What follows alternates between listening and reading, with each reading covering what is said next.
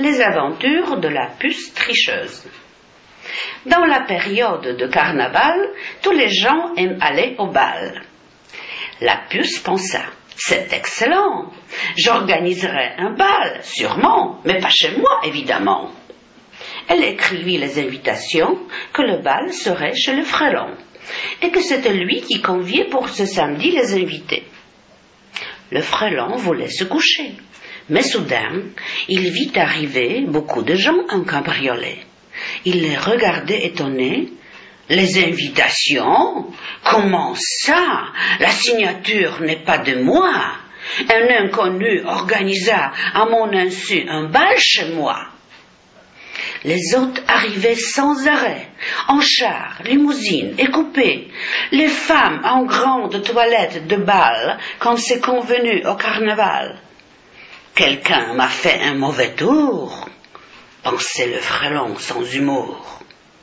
Mais il saluait les invités gentiment par nécessité. La puce, élégante tout entière, dominait parmi les danseurs. Sa robe neuve était étrangère, longue, décolletée et en couleur. Elle avait des chaussures de soie et un éventail entre les doigts. En se soulevant sur les pieds, la puce dansait le menuet. Chacun appréciait son bon ton, chacun demandait au frelon: qui est cette dame, cette grande beauté, cette inconnue charmante, messieurs?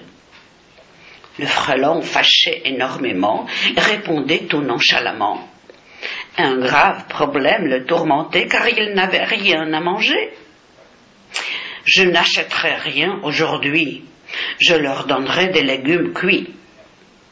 Cependant, la puce, avec grâce, dansait tango, polonaise, valse. Elle tournait la tête et les yeux.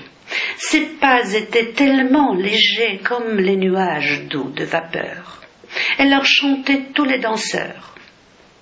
Les musiciens finirent le jeu. Cependant, le frelon cherchait le coupable d'un œil vilain. Il observait la puce de loin. Les danseurs demandèrent la valse. Mais la puce refusa. Hélas, elle n'aimait plus aller danser, elle voulait plutôt se coucher. Soudain, brusquement, elle sortit, et dans sa calèche, elle s'assit. Juste après un quart d'heure seulement, elle dormait dans son lit doucement.